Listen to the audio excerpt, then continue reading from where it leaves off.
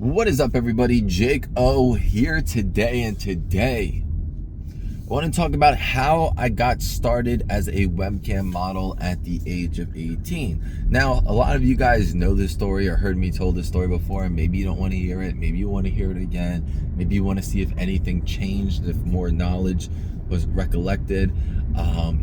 But yeah, let's get into it. But before I do, please subscribe to the channel, like this video, and check out all my other videos. Also, in my description below is my Patreon account.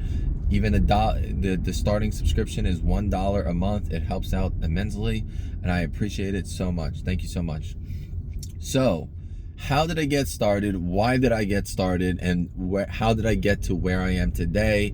And we'll talk financials, we'll talk money, we'll talk fan bases, we'll talk all the goodies and the good stuff, why I commute to my gym today. I apologize, sun coming out. You know, it's strong. Once I turn going north, the sun will be south of me or east of me. So it won't be like in my face directly. So I apologize about that right away. So, at 16, I worked at a place called Albertsons. I worked there for about a year, and then they closed down, so I ended up quitting before they closed down.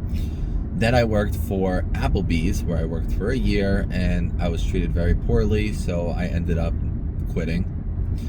And then I worked for a place called Brooklyn Water Bagels. I worked there for like a month and a half. I was doing everything I could. I was working really hard. It was a Jewish-owned place. I was Jewish, and everybody's slamming on their brakes. Nice. And after a month and a half, the manager called me. I think I was 18 or 17 at the time. I believe I was 18. She calls me and she's like, "Look, we don't feel you fit in here." Blah blah blah blah blah. I was like laughing because I was like, "You gotta be kidding me! I did every single thing right." And the funny part about that was a few months later, the place actually went under because the owners were just so bad. Such not good people.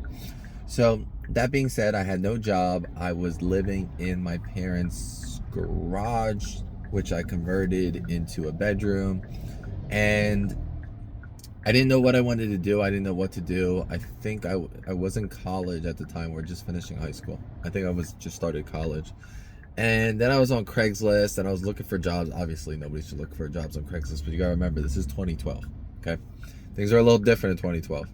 I ended up meeting my wife on Craigslist. I got my dogs on Craigslist. I bought cars from Craigslist. So Craigslist was the go-to move back then for sure. Man, this sun is so strong. I have my visor down, but I'm trying to look at the light. So I started looking on Craigslist, and I see some weird things. And then I look, there's like a specific page where you can look like exotic jobs or something. The first thing I found was somebody who wanted me to sit on a glass table while they looked under the glass table. I was like, what? This is so weird. And then I saw one, well, I think I started looking on Craigslist because I used to watch this one site where I saw women on camera, and I liked it, and I was like, hey, I think I could do this. But the site that I applied for, I think, was only hiring women. I believe so. So that didn't work out. So then I saw something about a studio hiring people, and I literally took this with a grain of salt. Like, I didn't take it that seriously. Finally, the sun's gone. So I applied for it. I started on it, and then I didn't really have you have to wait to get on. These people, I swear, people just can't drive. It says yield to oncoming traffic, and they don't yield, they try to merge. Besides that, so I tried it out. I worked for a few days. This guy reaches out to me. His name was Rob. He's like, hey, I'm your studio manager. You work for this company, which was for free at the time. I was only making like 21% when I first started, so it was really, really low. And my price per minute was really low, and I was new, but my webcam stunk. So the guy's like, hey, I'll buy you a webcam. I think he got me like the Logitech C920. And after like a week, I made, I think, like $800 or something like that. And I just didn't think that it was real. So I was like, hey, look, I'm not going to continue working until I get my money, because I'm just not sure. And then I got my first check for $800, which was like, took me at least like 2 months to get that at Applebee's. So it was just mind-boggling to me. me about the potential of money that I could make. So once I got the camera, once I got the check, I started working like a dog. I think I was working like 60 hours a week. I would wake up, I would go on camera, I would do what I need to do, I would go to the gym, I'd come back, I'd do a couple things, and then I'd go back on camera. And I was actually still in, bro, what are you doing? Then we got people with their turn signals that aren't turning. I was still going to college too, so I was like, gym, college, and camp. That was it. That was my entire life. I don't think I had a girlfriend at the time. I can't remember, but now I got the sun east, but it's like northeast. So, oh my goodness, the sun is so bad today. So that being said, I worked on Flirt for Free till about 2015, and my first year, I think I made like 30. First, it was halfway through the year when I started. It was the middle of 2012 when I started. And I made like $30,000 in 6 months, which was insane. And then I know the next year I made like 60, and then it kept going up from there. It was the simplicity of it. It was the joy of doing it. I had fun with it. But after a while, I figured out that another site, Chatterbait, was offering 50%. And with like little to no restrictions, because Flirt for Free started to be like, you can't do this, you can't do that, you can't do this. And I felt so much control over me when I was only making like 25, 26, 27% at that time in 2015. And then I also found out that other people were getting like 35% that just joined. So I was like, this isn't fair. I said, I don't want to work for a studio anymore. I want to work direct. And they went and told the manager and went over my head, the studio manager. So it got ugly, and then it went to the point where when I started working on Chatterbait, they were just like, it's either one or the other. And I was like, okay, well, I guess I'm going to go to Chatterbait. And that's when I parted ways with them. And so with Chatterbait, it was okay. Like, here's the deal, 50% of not a lot. Hold on, guys.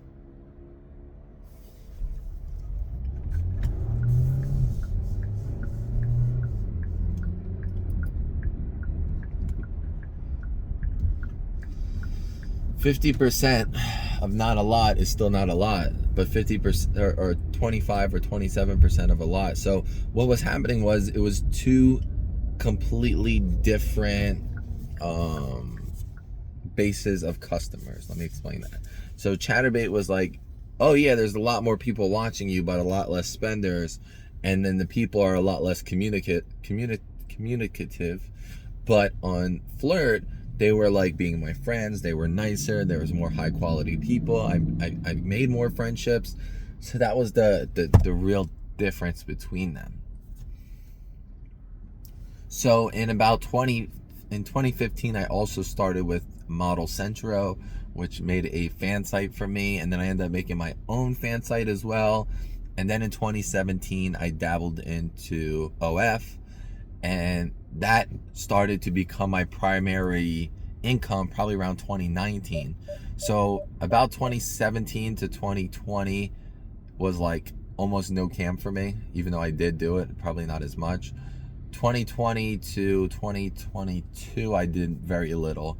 And then later on, it's like in 2022, my income started to go down from OF, and I was like, I got to do something else in order to show face and make appearances and stuff like that.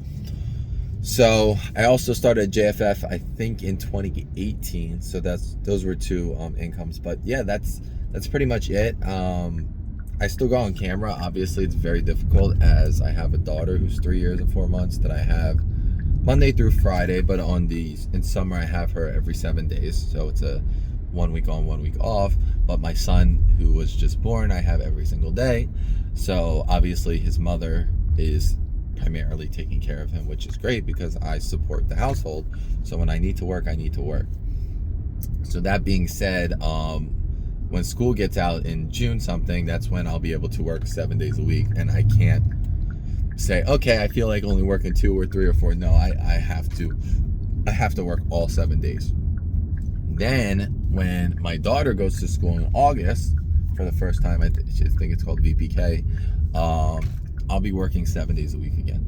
And if I don't do this, then I have to get a regular job. And if I get a regular job, that means I'm going to see my kids even less than I will do when I could be in the house or a little bit distance from the house.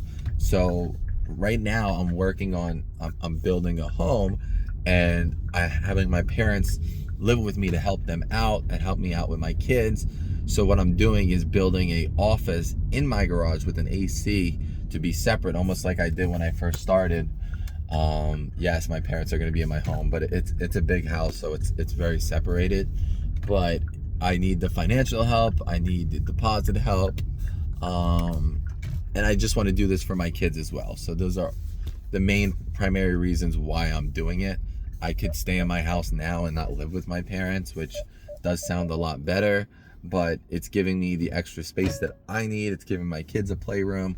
So this is ideally why I am doing it. So I hope you guys do enjoy this video of how I got started and my career path throughout. Since my last job at Brooklyn Water Bagels, I haven't worked a real job since. Obviously, I did some personal training on the side. Other than that, I really haven't done much, and that doesn't mean I'm not intelligent. It doesn't mean that I'm not capable. You know, just recently I tried to apply for a few jobs. I had an interview and the people disappeared. There's a local gym opening up to me. I wanted to be the training manager, and I called them up way before they opened, and then they just disappeared as well. So I'm not gonna fight for people to hire me, even though I did try. But again, it's me taking time away from my children, and that's very hard to do, even though that's what you have to do in life sometimes, because that's life, and we all have to work. So I understand that. I'm not trying to complain about working, but I also want to try and be the best dad that I could possibly be. I'm Jake. See you in the next one.